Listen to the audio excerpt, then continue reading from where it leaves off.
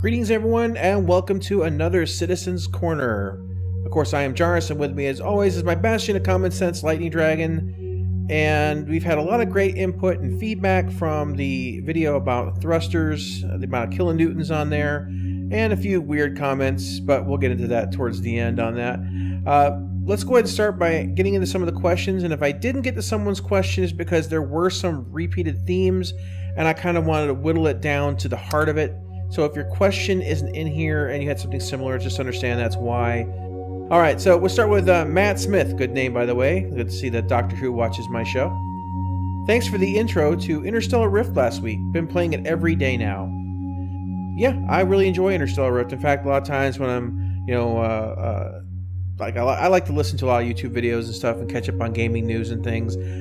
It's definitely the game I play when I'm doing all that. I enjoy making new ships, trying new things, modifying ships I've made, going out and doing missions and tweaking. It's really fun, and I look forward to seeing what that game brings in the future.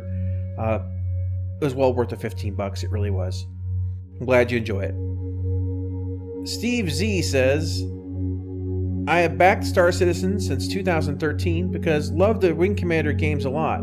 I did like the original Star Citizen flight engine the way it used to be. I found it to be more realistic, and the ships seemed to fly in space a lot different from ship to ship. It took a bit to get used to it, but it didn't take a real pilot to be able to play the game. I have been playing flight simulators and everything else since the first Elite video game came out. You know, and I would have to agree with you. I think there's a lot of people who enjoyed the original flight model a lot more when it first came out. The original flight model was, in a lot of regards, very similar to Wing Commander 1 through 4, and how basically when you wanted to, say, fly backwards or things like that, basically you hit your decoupled mode and you'd spin your ship. People called it turreting back then. That's when all your power was shunted from your main into your MAVs, and it allowed you to strafe left, right, up, and down, but your main engine was, essentially speaking, for the most part, disabled. Also, ships did handle a lot differently. They had more feeling of mass. They would oversteer, they would understeer, and it was one of those things that it was really kind of more competitive. Every ship out there could take out another. An Aurora could kill a Hornet. A 300 series was a competitive ship.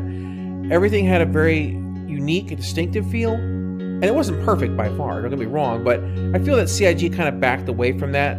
Everyone wanted this 6 degrees of freedom with full power to engines in all directions at all times kind of thing, and they kind of caved in on that, and it's kind of been a downward slide ever since from that point on. Right now, I think that the game is suffering from a real identity crisis, and we'll get into that here in just a bit, but yeah, I will concur. I really think that first flight engine would have been better to iterate on as opposed to just cave in on it completely.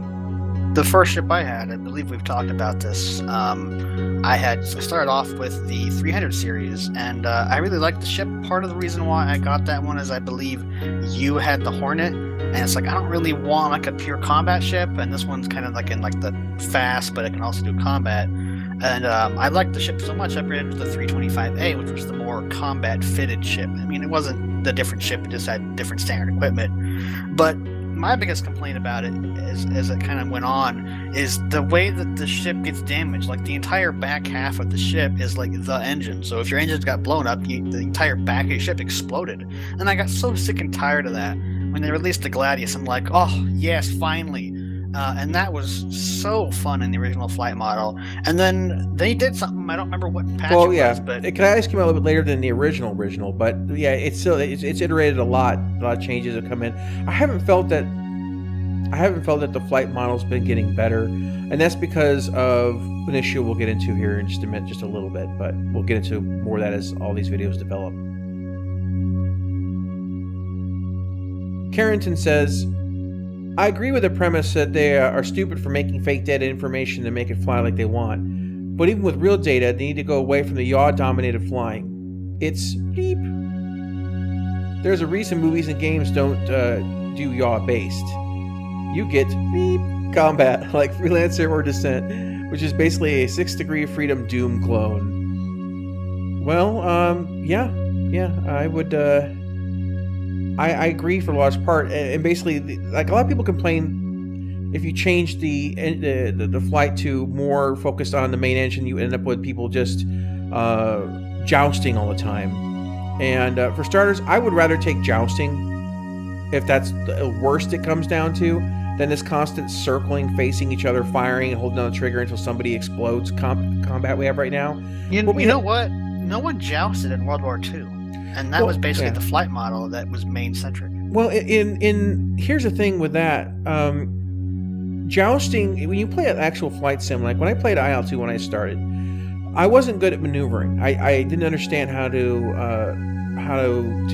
really get my plane to perform, so I would end up jousting a lot. I think jousting, when it comes to flight games, is like your beginner maneuver, because all you're trying to do is get your guns on target and everything else be danged, and basically you end up pointing at a guy, he ends up pointing at you, and you both don't know what to do until you hold on the trigger until you either run into each other or someone explodes. Which, it's pretty common to kind of start off that way in a flight game when it comes to combat, if it has simulation aspects. But as you move along, you start to learn all sorts of different maneuvers. You start to learn your vehicle. And so, yeah, there's a potential for jousting. But as I said, that's like a beginner's maneuver. I think they need to move away from this circle strafing thing, because it's just terrible. It's homogenous. It's boring. We don't need Call of Duty. We don't need Halo. No, we don't need an FPS with additional axis on it, which is basically what it is. So, yeah, I would agree with your assessment there. All right. And last comment that actually wasn't provided, but is an amalgamation. People commenting who didn't watch the video said, "You just want X or Y flight model." Well, as you've been noticing in the background here, I've been showing different ship videos and things like that. No, they didn't notice. They've already commented and they've left. That's true. That may be the case. That's true. And I had some people accusing me of wanting an atmospheric flight model, and some people accusing me of just wanting a hardcore Kerbal model, even though we said specifically that's not what we wanted. What I want in a flight model is something in between. And the reason you kind of have to have something in between is because, for starters, you have speed caps. Speed caps by default make it impossible to have a pure space model, and that's fine. A lot of my favorite sci-fi doesn't have a pure space model. I mean, you go back to Battlestar Galactica, even as good as it wasn't a pure space model. But it looked really cool, and if you've ever played Diaspora, well, that works out real well too. But as far as atmospheric goes, when you're in the atmosphere, I also don't think it needs to be a hardcore atmospheric flight model, because if it was, well, ships like the Caterpillar would just be the biggest lawn dart the universe had ever seen, and would just go, directly into the planet. So no, it doesn't need to be hardcore in that way either. But space flight needs to always let you have the options of, flying backwards or drifting and things like that. These are very important aspects of space flight. I don't want an atmospheric flight model, and I think it is a mischaracterization to say such. But if you've been watching these commercials, or if you've seen them before, what I do want is what was advertised. Now, the Cutlass commercial is probably my favorite of all the ship commercials. Why? Because you see them flying backwards, and they're doing all these things, and the movements are, you're using your small shifts to avoid the fire. It's not these wide circle strafes. If you actually applied the way that people actually fly to any of these commercials, they would look nothing like this. It would be a Vandal in the Cutlass one. It'd be the Vandal and the Cutlass circling each other, holding on the trigger until somebody died. That's all it would be. And so when you have commercial after commercial after commercial, and even the initial pitch video showing a particular flight model based upon your main engines being the majority of your thrust, and of course space allowing you to do all these fun maneuvers like flying backwards, flipping your ship over, letting the inertia of space carry you in all sorts of fun ways. That's what I want, but I don't want an atmospheric flight model. Elite Dangerous has got great controls, but I think their model's got a lot of wacky aspects, like your throttle has to be in the middle to get maximum turning, which never made sense to me, and stuff like that. But the thing you can say about Elite Dangerous is they basically said, this is how we want things to work, and then they set out and did it. And Star Citizen has iterated so many times They don't know what they want. Right. And I think they had it closest on the first iteration because it flew most like Wing Commander. And you can go back there and look at the intent of what the game was supposed to be, not only by these commercials, but what was their first release. It was a more physics-based Wing Commander. So it's kind of like everyone backed up a pledge for a game like Gran Turismo, and what we ended up with was Ridge Racer. And the problem is, it's not getting any better until CIG starts making flight a real hardcore focus of the game. I feel like Star Marine right now, I think a lot of people who have played Star Marine can recognize that Star Marine in and of itself does not play like all the features they talked about. So it's functional. It's a test bed. I know more features are going to be added. So in that regards, I hope that they go back to flight and make it work. And my most honest opinion on it is they need to go and hire 1 or 2 or 3 people who actually worked on flight games, real serious flight games, and get them involved in this, because they have teams of FPS guys trying to explore the realms of flight, and then giving those terrible, terrible random values to poor Mr. Pritchett, who's got to go in and try to make it work. And I mean, he's got a Herculean task.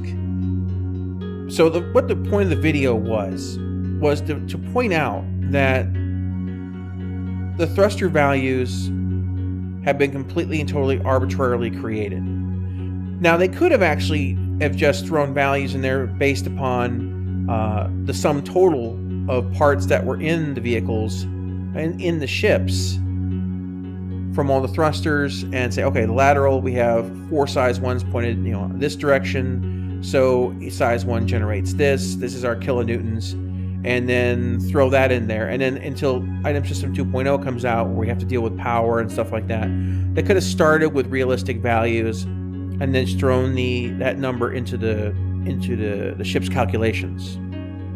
But they didn't. What they have right now, unfortunately, if they decide to change it, now, not quite literally, but they will have to basically tear apart the entire ship, not the actual 3D model. There's nothing wrong with the 3D model, but all the components that say this ship has, these stats or whatever. Every single one of those things is going to be rewritten, and the more ships they add, the more stuff they're going to have to change. If they don't get serious about this sooner rather than later, we're not going to see them change it, because they'll just look at it and go, wow, that's too much work, let's just get the game done. And then you'll have this game that releases and it's just awful, and you're like, oh wow, we need to go and change these things. And it'll be like 6 months before the flight model that was shown to us in all these promotional videos what we get, because it'll just be too much work.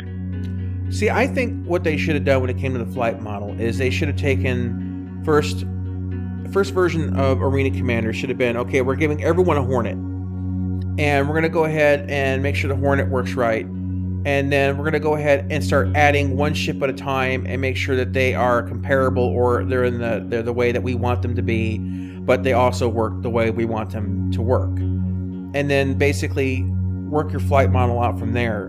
But the more ships they add, the more they throw into the mix, the harder this is going to get to balance them. They have no real direction, and the whole thing with the flight model revamp, like the 2.6 thing, the reduction, they wanted to fight closer, they wanted to have a more Wing Commander experience on it, and it didn't work, because they're also not just ignoring the flight model. Well, they're not really ignoring it, they're trying to fix it. I think they're aware that people aren't enjoying it, because there's queue times, people waiting to play Arena Commander, those who actually do want to play, because people aren't playing the game, but they're unwilling to touch gunnery, and that's half of your equation. And so if you're not willing to change, it's like saying 1 plus 2 equals 2 plus 1 over on that side, and you're changing it to 2 plus 2 over here, and you're keeping your 2 plus 1 on the other side. It doesn't mesh, and it doesn't work. So you've always got to go back. Since you didn't change the number on the right, you got to go back and change the number on the left. It says you're unwilling to change the number on the right. You have to make it equal. You have to make the mesh. And so unless they want to go ahead and change gunnery at the same time that they're changing flight, they're never going to be able to change flight. Because gunnery right now, it's very much based on an arcade point and shoot kind of model. And this is why you need to have these really high thrust values, these really quick adjustments and shifts, because when you can just basically put your cursor over your target and hold down the trigger, you have to have the ability to make moving that keeping up with that cursor difficult. In the original version of Arena Commander, basically you just all gimbals. There was no -1. All weapons were gimbaled, and all weapons tracked, and they didn't instantly just snap to the target either. So people could compete. Even an Aurora with size 1 guns could track and was competitive. People would actually kill Hornets with Auroras. It was cool. Gamepads were competitive. So they keep speeding it up, and they keep stepping away and doing weird balance passes, and they don't touch the gunnery. And we did a gunnery video. It was called Our Bad Combat Mechanics Killing Star Citizen. That was a while ago. You can find it somewhere on the list of one of the blast casts if you want to see it. But basically, without fixing the second half of the equation, making it balance, we're stuck. So at some point in time, either they just turn the game into Ridge Racer, and just that's what we got, or we get the Gran Turismo we were promised. We'll see. Anyway, guys, I just want to thank all you for the comments and things. The video was really well received. I did drop it on Reddit. So it was a request, and I normally don't like going on Reddit because it's pretty poisonous. But I did it anyway because why not? And we'll catch you in the Blastcast. Hopefully there's some good stuff to go over. I want to watch the Round the Verse a couple more times, but I think we're, for the most part, still pretty much kind of in a drought until we see what they unveil at Gamescom, which apparently they said is something that will blow us all away, but we'll see. I'll believe it when I see it. Indeed. Later, guys.